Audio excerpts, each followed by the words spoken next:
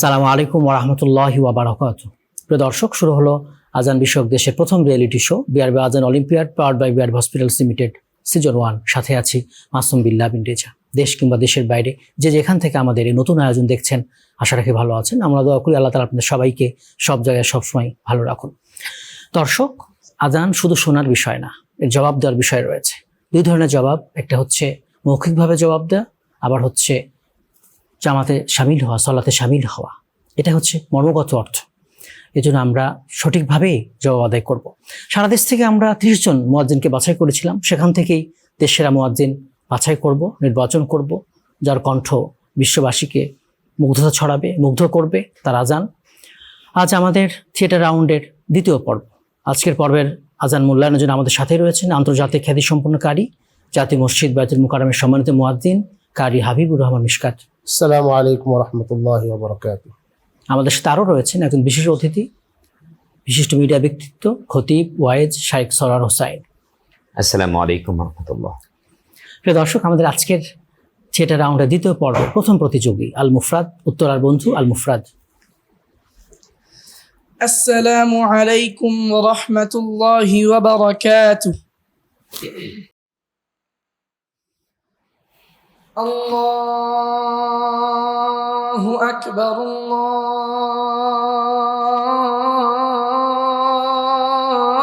আল্লাহু আকবার, আল্লাহু আকবার,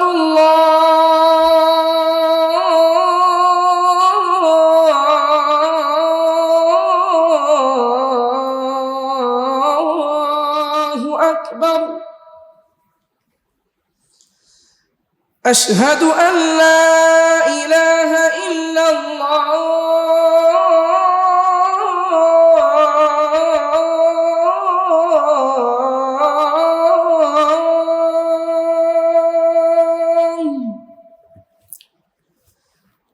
أشهد أن لا إله إلا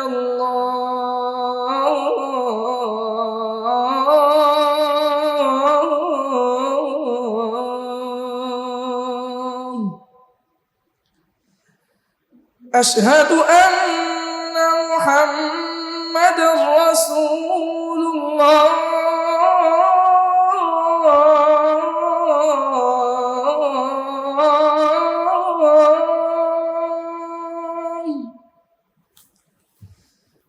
أشهد أن محمد رسول الله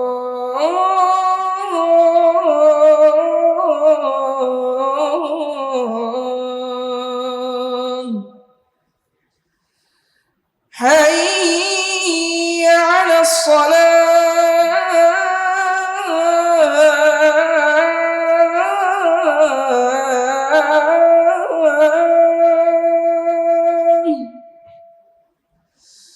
حي على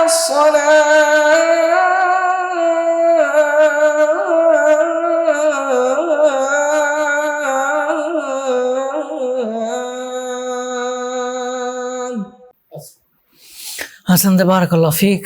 অনেক হৃদয়স্পর্শী আজান, আমার অনেক পছন্দ হয়েছে। মন্তব্য জানবো কারি হাবিবুর রহমান মিশকাতের কাছ থেকে। ছোট্ট বন্ধু আল মুফরাদ, বারাকাল্লাহ। খুব সুন্দর অসাধারণ আজান, মনে হচ্ছিল যে মক্কা শরীফের আজান শুনছিলাম। খুব সুন্দর আজান, শ্রুতি মধুর। মহান রব্বুল আলামিন তোমার কণ্ঠে আরো বারাকাত দান করেন, আমিন। তোমার ইলমে আল্লাহ বারাকাত দান করেন, দোয়া করছি। ভবিষ্যতে আরো পরের পর্বগুলোতে ভালো করবে, এই দোয়াই করছি তোমার জন্য ইনশাআল্লাহ। আসসালামু আলাইকুম ওয়া রাহমাতুল্লাহি ওয়া বারাকাতুহু। প্রিয় দর্শক, এবার আসছে আমাদের নেত্রকোনার বন্ধু লাবিব আল হাসান। আসসালামু আলাইকুম ওয়া রাহমাতুল্লাহি ওয়া বারাকাতুহু।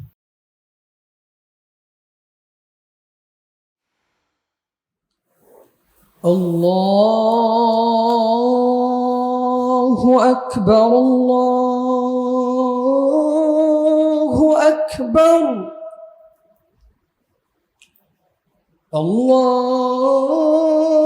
আল্লাহু আকবার, আল্লাহু আকবার। আশহাদু আন লা ইলাহা ইল্লাল্লাহ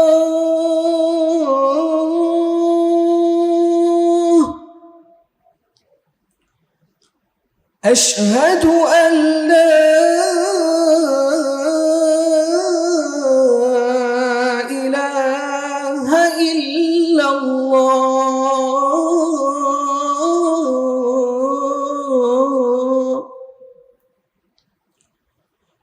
أشهد أن محمدا رسول الله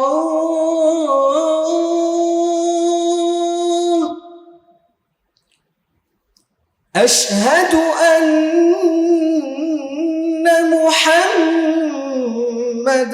رسول الله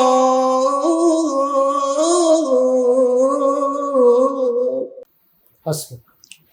হাসানটা তোমার আজান সম্পর্কে মন্তব্য জানবো কারি হাবিবুর রহমান মিশকাতের কাছ থেকে। নাবিব আল হাসান, কণ্ঠ খুব সুন্দর তোমার, শ্রুতিমধুর। আজানটাকে তুমি ভয় পাইছো, ভয় পাওয়ার কিছু নেই, সাহসের সাথে আজান, মুখটা খুলে আশহাদু আল্লা ইলাহা ইল্লাল্লাহ।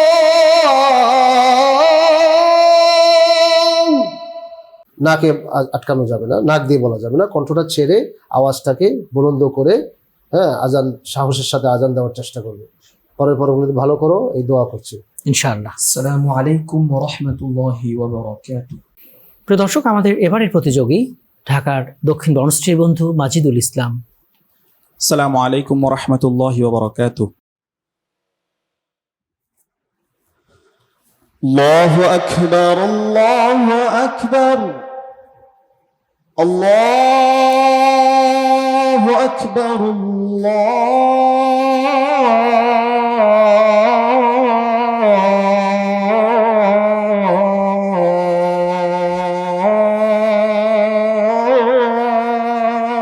আকবার। أشهد أن لا إله إلا الله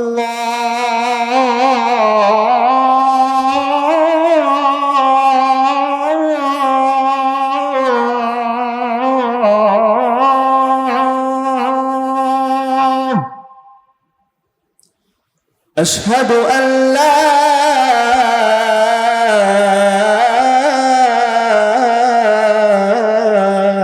إله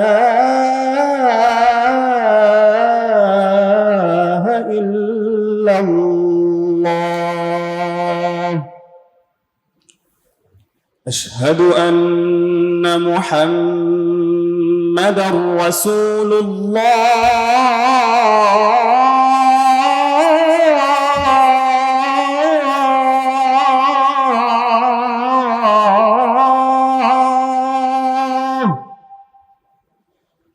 أشهد أن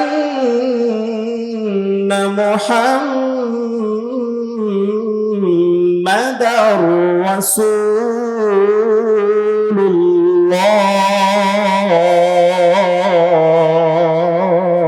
الله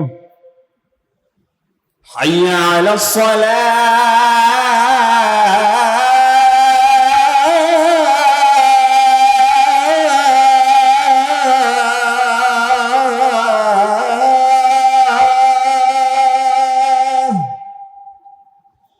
حي على الصلاة